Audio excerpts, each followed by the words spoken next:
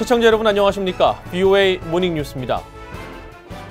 유엔 안전보장이사회가 잠시 뒤 이곳 미국 동부 시간으로 오후 3시부터 미국의 요청에 따라 북한에 잇따른 미사일 발사와 추가 도발 가능성 등에 대해 논의합니다. 공개리에 열리는 이번 회의에서는 북한의 도발에 대한 강력한 경고가 있을 것이라는 관측이 나오고 있는데 스티븐 비건 대북 특별대표도 유엔 본부가 있는 뉴욕을 방문합니다. 첫 소식 김칸희 기자가 보도합니다. 미국 정부 고위관리는 이번 안보리 회의에서는 북한 미사일 발사와 관련한 최근 상황에 대한 종합적인 최신 정보들을 논의할 것이라고 밝혔습니다. 국무부는 스티븐 비건 대북 특별대표와 알렉스 웡 대북 특별부대표도 뉴욕을 방문한다고 밝혔습니다. 특히 비건 대표는 안보리 회의에 앞서 켈리 크래프트 유엔 주재 미국 대사가 주재하는 오찬 행사에서 유엔 주재 대사들을 만날 것이며 웡 부대표는 유엔 안보리 회의를 주재하는 크래프트 미국 대사와 함께할 예정이라고 밝혔습니다. 전문가들은 미국이 지난 5월부터 재개된 북한의 잇따른 단거리 탄도미사일 발사에도 유럽 국가들의 북한 규탄에 동참하지 않고 유화적인 태도를 보여왔지만 이번에는 다를 것이라고 전망했습니다. 북한이 자신들이 정한 연말 시한이 다가오면서 대미 압박 발언 수위를 높이고 동창리 발사장 시험을 진행하면서 북한의 추가 도발 가능성이 나오자 이를 강하게 경고하려 한다는 것입니다. They're trying to send a message that the world is opposed to their nuclear efforts and trying to warn them off of going in the direction that I fear they're going in. 또 미국이 인권 문제 논의를 취소하고 미사일에 초점을 맞춘 회의를 소집한 것은 북한의 추가 도발 가능성에 경고 메시지를 보내면서도 외교의 문을 열어놓으려는 의도라고 해석했습니다. So the purpose of the meeting is to have the U.S. express its concern that North Korea is maybe preparing to conduct a provocative long-range missile or satellite test, and then try to get agreement by the UN Security Council to urge North Korea not to take such an action. 앞서 마이크 폼페이오 국무장관은 세르게이 라브로프 러시아 외무장관과의 공동회견을 통해 장거리 미사일 발사와 핵실험을 하지 않겠다는 김정은 위원장의 약속을 지킬 것을 촉구했습니다. 또 북한의 완전한 비핵화가 미국과 러시아의 공동 목표라며 북한 노동자 송환 등 대북 제재 이행을 거듭 강조했습니다. VOA 뉴스 김칸입니다. 도널드 트럼프 대통령이 10일 백악관에서 세르게이 라브로프 러시아 외무장관을 면담하고 북한의 비핵화를 위한 미국의 노력에 대한 지지를 요청했습니다. 백악관은 이날 면담 뒤 발표한 보도자료에서 트럼프 대통령이 이란의 핵개발 예방과 북한의 핵무기 감축을 위한 미국의 노력을 지지해 줄 것을 요청했다고 밝혔습니다. 트럼프 대통령은 자신의 트위터에 라브로프 장관과의 면담 소식을 전하며 무역과 이란, 북한, 중거리 핵전력 INF 조약과 핵무기 통제, 선거 개입 등을 포함한 많은 항목들을 논의했다면서 가까운 장래에 대화를 계속하기를 고대한다고 말했습니다. 미국이 북한의 핵 미사일 동향을 감시할 수 있는 공군 전략 무기 글로벌 호크를 최근 한반도 상공에 전개한 것으로 알려졌습니다. 미국의 항공기 추적 민간 사이트인 에어크래프트 스폿에 따르면 글로벌 호크는 11일 한국 경기도 남부 지역을 포함해 한반도 상공 약 15.8km를 비행했습니다. 한국 언론들은 군 소식통을 인용해 주한미군은 글로벌 호크를 운영하지 않는다는 점을 감안해 주일 미군에서 한반도로 투입됐을 가능성이 있으며 북한의 최근 중대한 시험 발표 이후 있을지 모르는 추가 도발 저지를 위한 동향 감시 성격으로 보인다고 전했습니다. 또 이날 미 공군 전략 폭격기 B-52H가 공중급유기 KC-135R의 지원을 받으며 일본 상공 인근을 비행한 것으로 알려졌습니다. 앞서 유엔 안보리에서 논의할 예정이었던 북한 인권 문제는 미국이 찬성하지 않으면서 2년 연속 무산됐습니다. 유엔 외교관들과 대북 인권단체들은 인권을 협상 수단으로 이용해서는 안 된다며 이번 결정을 비판했습니다. 이현철 기자가 전해드립니다. 안보리 15개 이사국 가운데 적어도 8개국이 세계 인권의 날인 10일 북한 인권에 관한 회의를 개최하는 방안을 추진했지만 미국이 찬성하지 않아 무산됐습니다. 대신 미국은 북한의 미사일 발사와 도발 가능성에 대해 논의하기 위한 안보리 회의를 11일에 열자고 요청했습니다. 미 국무부는 최근 한반도에서 벌어진 일련의 사건들과 트럼프 대통령의 안보리 상임이사국 대사들과의 회동을 고려한 결정이었다고 설명했습니다.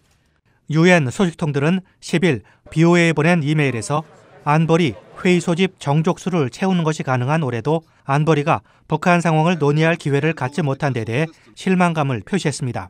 그러면서 인권 문제를 다른 사항들과 결합시키거나 비핵화 회담의 협상 수단으로 이용해선 안 된다고 강조했습니다. 북한 인권 관련 단체도 실망감을 나타냈습니다. 핵과 장거리 미사일, 해결하기 너무나 어려운 이슈들을 거론하기 위해 인권 이슈를 희생시킨 것입니다. 뉴욕에 본부를 둔 국제인권단체 휴먼 라이츠 워치의 루이 사르보노 유엔 담당 이사는 북한의 지독한 인권 기록을 검토할 기회를 미국이 또다시 가로막았다고 말했습니다. 그러면서 트럼프 행정부는 이 회의를 막음으로써 자의적 구금이나 기아, 고문, 즉결 처형, 성폭력, 기타 북한 주민들에게 자행되는 범죄를 우선시하지 않는다는 메시지를 김정은에게 보내고 있다고 지적했습니다. 유엔 안보리의 북한 인권 문제 논의를 주도했었던 사만다 파워 전 유엔 대사는 10일 자신의 트위터를 통해 과거 중국이 안보리에서 북한의 일상적인 잔혹 행위들에 대한 논의를 막았었는데 지금 트럼프 대통령은 김정은을 위해 방해를 하고 있다고 비판했습니다. 앞서 유엔 주재 북한 대표부의 김성 대사는 지난 4일 안보리 이사국들에게 보낸 서한에서 북한 인권 논의는 또 다른 심각한 도발이라면서 최후까지 강력하게 대응할 것이라며 반발했습니다. BOA 뉴스 이현철입니다.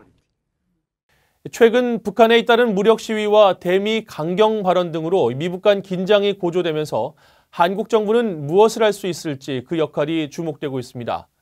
한국 내 전문가들은 한국 정부가 취할 수 있는 역할에 대해 견해가 엇갈렸습니다. 박형주 기자가 보도합니다. 한국의 국책연구기관인 통일연구원 조한범 선임연구위원은 연말이 다가오면서 미북 간 긴장이 고조되고 있지만 그만큼 협상의 여지는 커지고 있다고 진단했습니다. 트럼프 대통령이 점점 깊어가는 갈등 구조에서 문재인 대통령과 통화도 한 거고요. 지금 양측 모두 파국보다는 협상의 지속을 원하는 상황이고 특히 김정은 위원장은 그걸 위해서는 연말이라고 하는 데드라인과 적당한 명분과 적당한 실리가 필요한 상황이거든요. 한반도 상황이 악화될 경우 가장 큰 피해자가 될 한국이 구체적 중재안으로 미북 긴장을 떨어뜨리는 역할을 해야 한다는 주문도 나왔습니다. 북한이 더 이상 핵실험하지 않고 SLBM이나 ICBM을 시험 발사하지 않고 위성을 발사하지 않는다는 조건으로 한미연합훈련을 1년 정도 연기하는 그런 방안을 미국과 긴밀하게 협의를 해서 좀 조기에 발표할 필요가 있다고 봅니다. 반면 한국의 역할은 미북 간 연락 채널 정도로 제한적일 것이라는 분석도 나옵니다. 특히 북한은 이미 계획대로 움직일 예정이어서 한국의 중재를 받아들이지 않을 것이라는 설명입니다. 북한이 벌써 지금 다 시나리오를 써놓고 계획한 대로 지금 실험을 추진할 태세이기 때문에 문재인 정부가 어떤 중재자 역할을 할 수 있는 여지는 거의 없다고 보여집니다. 김 교수는 다만 북한의 행동은 미국의 군사 행동을 불러올 정도의 자극적인 도발은 아닐 것이라고 예상했습니다. 한국 정부는 북한에 해줄 것이 없고 북한도 그런 사실을 잘 알고 있기 때문에 북한은 한국 정부의 어떤 제안도 받지 않을 것이라는 지적도 나옵니다. 따라서 지난 7일 미한 정상의 전화통화는 동맹의 중요성 강조 차원이었을 거라는 평가입니다. 동맹으로서 같이 공조하고 합의하면서 북한 문제 같이 다루자 그런 얘기 있었을 거고 그렇지만은 거기에는 또 다른 의도가 있다. 트럼프 대통령이 지금 SMA 협상이 진행되고 있는 와중에 동맹의 중요성을 어느 정도 강조하기 위해서 이러한 제스처를 취한 거 아닌가. 이런 가운데 한국의 정경두 국방장관은 10일 호주 시드니에서 열린 양국 간 외교 국방장관 회의에서 북한의 지속되는 탄도미사일 발사와 동창리 발사장에서의 엔진 시험 활동에 대해 우려를 표하고 북한의 군사적 긴장 고조 행위를 즉각 중단하라고 촉구했습니다. BOA 뉴스 박형주입니다. 주한미군 사령부가 한국 내 4개 미군 기지를 한국 정부에 반환한다고 11일 공식 밝혔습니다. 주한미군 사령부는 미한 양국이 제200차 소파, 즉 주한미군 지휘협정 합동위원회 회의에서 캠프 이글과 캠프롱, 캠프 마켓, 캠프 호비 등 4곳을 반환하기로 했다며 이는 2015년 이래 한국에 반환되는 최대 규모라고 설명했습니다. 그러면서 주한미군은 미한동맹의 증거로 가능한 신속히 한국 정부로의 미군기지 반환에 전념하고 있으며 서울 용산기지에 대한 반환 절차도 시작했다고 강조했습니다. 한국 정부도 이날 양측이 오염 정화 책임과 주한미군이 현재 사용 중인 환경관리 강화 방안, 소파 관련 문서의 개정 가능에 대해 협의를 지속한다는 조건하에 4개 기지 즉시 반환에 합의했다고 발표했습니다. 이상으로 VOA 모닝뉴스를 마칩니다. 시청해주신 여러분 고맙습니다.